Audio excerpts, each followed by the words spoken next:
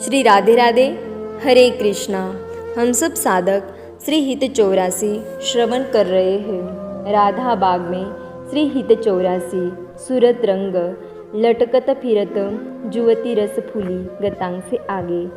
उपनिषद कहती है वह रस है, रसो वे सहा। फिर आगे कहती है उसी रस को पाकर वह रस आनंद प्राप्त करता है। रस को पाकर जीव, क्योंकि वह रस आनंद को पाने के लिए दो रूपों में अपने को विभक्त करता है। दो रूपों में विभक्त हो वह रस आनंदी रूप हो जाता है।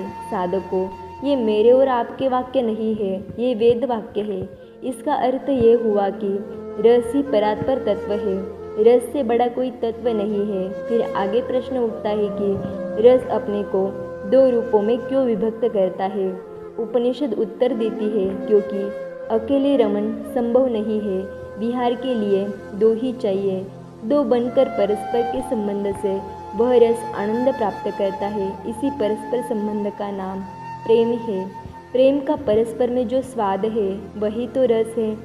इसका अर्थ ये हुआ कि रस ही सर्वोच्च तत्व है, उसी को ब्रह्म भी कहा गया है।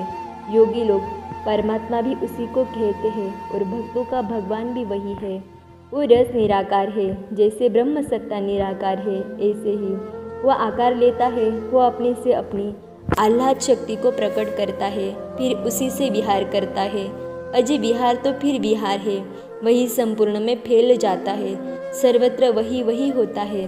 रस और आह्लाद का मिलन, ओहो यही रास विहार है। आज श्री हित 84 का 77वां पद गान होगा।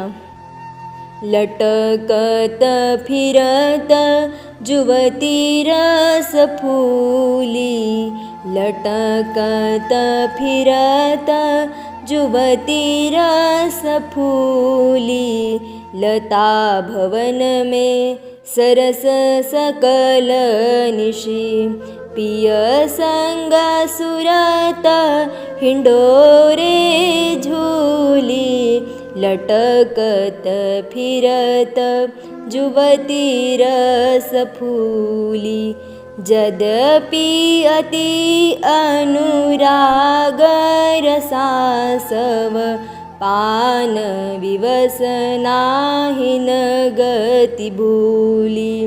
आलस वलित नैन विगलित लट, उरपर कछुक कंचुकी खूली। लटकत फिरत जुवती रस फूली, मरग जिमाल शिथिल कटिबंधन, चित्रित कज्जल पीक दुकूली। श्रीहित हरिवंश मदन सर जर जर, विथकित श्याम सजीवन मूली। लटकत फिरत जुवती रस फूली, लटकत फिरत जुवती रस फूली। इस रस से बड़ा कोई तत्व नहीं है, उस तत्व की आह्लादिनी से बड़ी कोई शक्ति नहीं है। ये दोनों परस्पर विहार करते हैं तो आनंद प्रकट होता है। उसी नित्य विहार से प्रकट आनंद की कुछ छींटें जगत में पड़ती है तो जीव उन आनंद के बूंदों को ही पाकर मत्त हो जाता है। विचार करो, एक सामान्य सांसारिक प्रेम रस में इतना आनंद और मत्तता है तो उस सिंधु में कितनी होगी। वो नित्य विहार है, वो अद्भुत और अनिर्वचनीय है, जिसमें नाना रूपों में वह रस अपनी उन्मुक्त क्रीड़ा कर रहा है। एक ही साथ कई कुंजों में लीलाई चलती है। किसी कुंज में वो श्री बाके बिहारी बना है तो किसी कुंज में वो श्री राधा वल्लभ, किसी कुंज में श्री राधा रमन बनकर सब सखियों को मोह रहा है। अब बताओ, एक रस नाना रूपों में दर्शन दे रहा है या नहीं? भेद कहाँ है? सब मीठा के रूप में है, तत्वता सब रस है। आहा, उसी रस का ये विहार विलास है। ध्यान, लता भवन फूल उठी है। ये लता भवन लताओं से निर्मित है। माधवी, लता, तमाल आदि इतने घने छाए कि कुंज ही बन गया था। उसमें पुष्पों की संख्या हजारों में है और सब के सब खिल गए हैं। उससे सुगंध बह रही है। उस कुंज में मोर इधर उधर घूम रहे हैं, कभी कभी मत्त होकर पंखों को फैला देते हैं।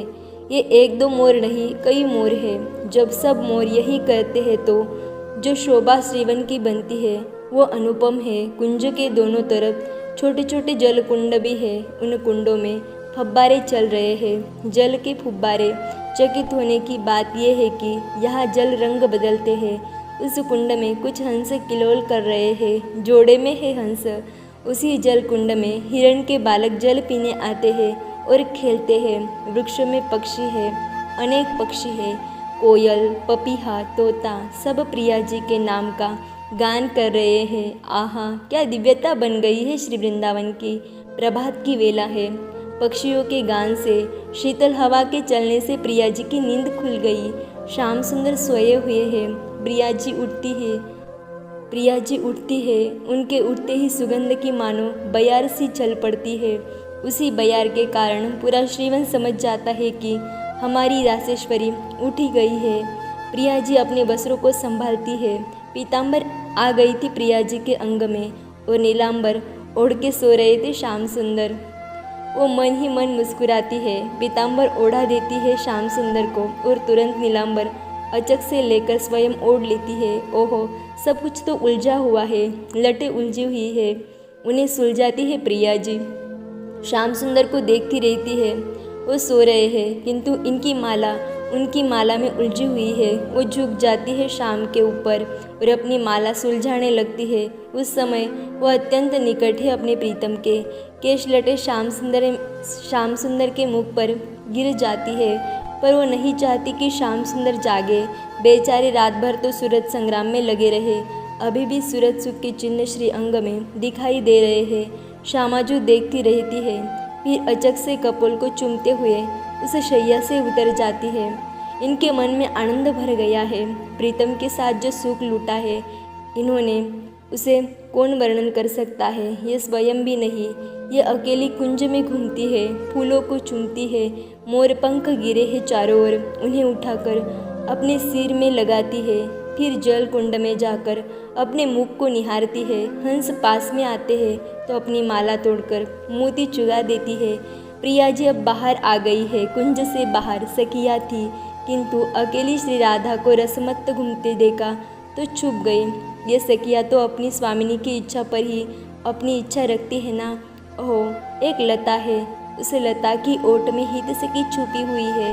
वो प्रिया जी की इस प्रेम मत्तता का दर्शन करती है और अपनी प्रिय सखी को उसका वर्णन करके बता रही है। अरे देखो देखो, हमारी लाडली आज आनंद के कारण कितनी प्रफुल्लित दिखाई दे रही है।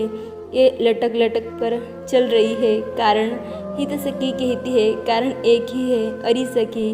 रात भर अपने प्रीतम के साथ इन्होंने सूरज सिंधु में अवगाहन किया है।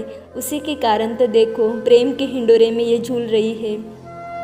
श्री राधिका जो जल कुंड से कमल तोड़ती है, पर तोड़ते हुए वो जल में ही गिर पड़ती है। अब ये पूरी भीग गई है, स्वयं पर हंसती है। मत्तता और बढ़ गई है। जल में भीगने के कारण और मत्त हो गई है। रात भर प्रेम का आंसू जो पिया है, हित सखी समाधान करती है। एक दो बूंद में ही ये प्रेम मत्त बना देता है। अरे सखी, हमारी स्वामिनी तो पूरा का पूरा रस आसव ही गटक लिया है, तभी तो इनकी ये दशा हो रही है। देखो, इनके तन विवश है, नेत्रों में अभी आलस है, अलकावली छूटी हुई है। हित सखी ये कहते हुए परम आनंद में डूब रही है। जल कुंड में जल को उछाल रही है प्रिया जी। मोरों ने देखा तो वो भी पास में आ गए। प्रिया जी की लीला देखकर वो भी मुग्ध हो गए हैं। देखो, चोली खुली है, अंग भीगने के कारण प्रिया जी के स्वर्ण कलश समान वक्ष दिखाई दे रहे हैं। ये सब रात्रि के सूरत रंग है जिनमें ये रंगी हुई है। अब प्रिया जी जल कुंड से बाहर आ गई और बैठ गई। गले में माला है, वो माला भी मसली हुई है, कटिबंधन ढीला है। हित से की आनंदित होकर कहती है, इनके नीलांबर वस्त्र में काजल और पान की पीक लग गई है। ये सब संकेत है कि हित सखी हंसती है ये कहते हुए। पर लालजी कहाँ है? अन्य सखियाँ पूछती है।